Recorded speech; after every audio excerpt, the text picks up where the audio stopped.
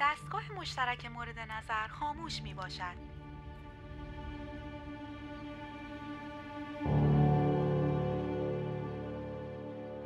مادر جان، میگم گوشی عمو شفی خاموشه. بفرما. آقا کجا رفته؟ رفته راحت نشسته روی صندلیش. من نگفتم باید بهش بگیم مکتوب بنویسه؟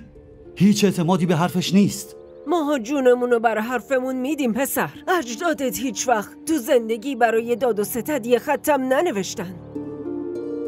رو خاک حساب کتاب میکردن. با نفر مقابلشون مینشستن رو زمین. وقتی هم به تفاهم میرسیدن همه رو پاکش میکردن و وای میستادن.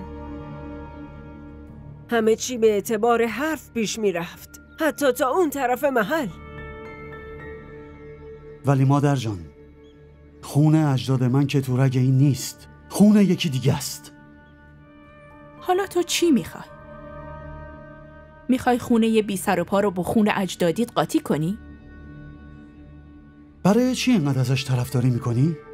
از اون نه، دارم از پسر خودم طرفداری میکنم. نمیخوام پسرم برای تعصب تو بدبخشه. برای تعصب من دارم براش غیرت به خرج میدم. اون دختره نامزدشه.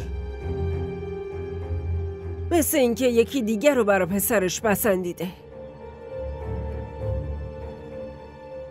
داداش شفی از رو مجبوری قبول کرد. از عشق شما مادر جان. داری نصیحتم میکنی؟ ها؟ درسته به دنیا نیاوردمش، ولی بزرگش که کردم. من خودم خوب میدونم که برای چی قبول کرده. اون اگه سرشم بره از عشق به من دست نمیکشه، حتی اگه دخترشو فراموش کنه.